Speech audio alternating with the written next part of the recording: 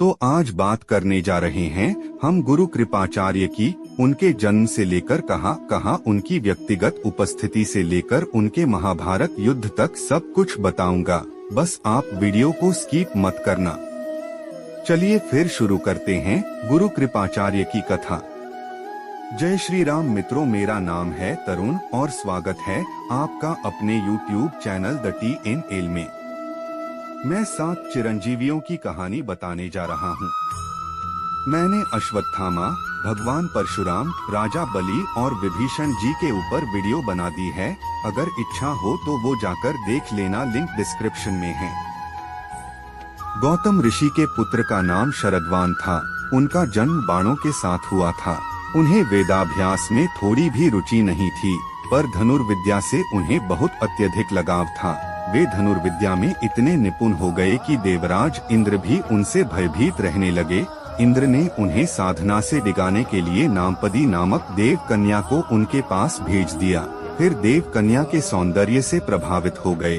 आगे जो वह सरकंडा 2 भागों में बंट गया, जिसमें से एक भाग से कृप नामक बालक उत्पन्न हुआ, वहीं दूसरे भाग से कृपी नामक एक कन्या उत्पन्न हुई। कृप भी धनुर्विद्या में अपने पिता के समान ही पारंगत हुए। भीष्म पितामह जी ने इन्हीं कृप को पांडवों और कौरवों की शिक्षा दीक्षा के लिए नियुक्त किया और वे कृपाचार्य के नाम से प्रसिद्ध हुए। कृपाचार्य महाभारत युद्ध में कौरवों की ओर से लड़े थे। महाभारत युद्ध के कृपाचार्य गुरु द्रोणाचार्य और भीष्म पितामह की जोड़ी थी। युद्ध में द्रोणाचार्य, कृपाचार्य और अश्वत्थामा तीनों ही भयंकर योद्धा थे। तीनों ने ही अपने युद्ध कौशल के बल पर पांडवों की सेना का संहार कर दिया था। भीष्म पितामह ने बाणों की शैया बना ली थी और गुरु द्रोणाचार्य की भी मृत्यु हो गई थी। कृपाचार्य 18 महायोद्धाओं में से एक थे। भीष्म और द्रोण के बाद उन्हें ही सेनापति बनाया गया था। कृपाचार्य अश्वत्थामा के मामा थे। कृपाचार्य की बहन कृपी का विवाह गुरु द्रोण से हुआ था। कृपी के पुत्र का नाम अश्वत्थामा था, अर्थात अश्वत्थामा के मामा कृपाचार्य थे। द्रोणाचार्य के साथ छल से वध होने के कारण मामा भांजे की जोड़ी ने युद्ध में कोहराम मचाया हुआ था। जब अश्वत्थामा महाभारत के युद्ध में अर्जुन और कृपाचार्य के बीच भयानक युद्ध हुआ।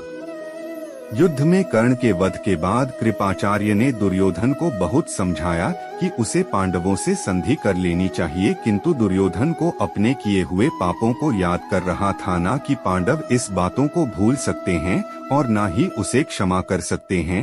अब युद्ध में मारे जाने के सिवा उसके पास और कोई चारा नहीं है।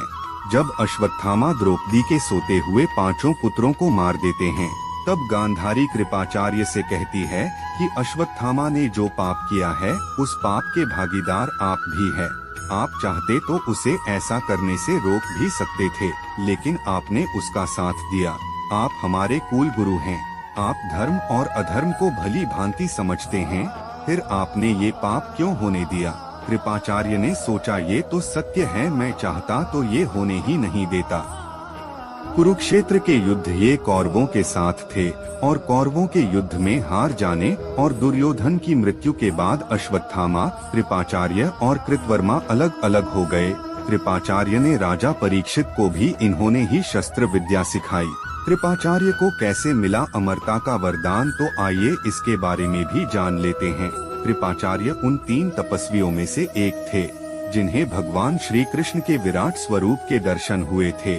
उन्हें सप्तर्षियों में से एक माना जाता है।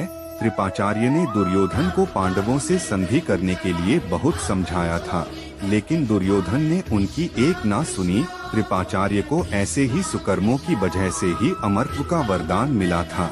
तो दोस्तों, ये थी कृपाचार्य की कहानी। उम्मीद है कि आप लोगों को ये पसंद आई होगी। अगर आई है तो लाइक सब्सक्राइब कर देना। मिलते हैं अगले वीडियो, कथा, कहानियों और मिस्ट्री में। तब तक के लिए जय श्री राम।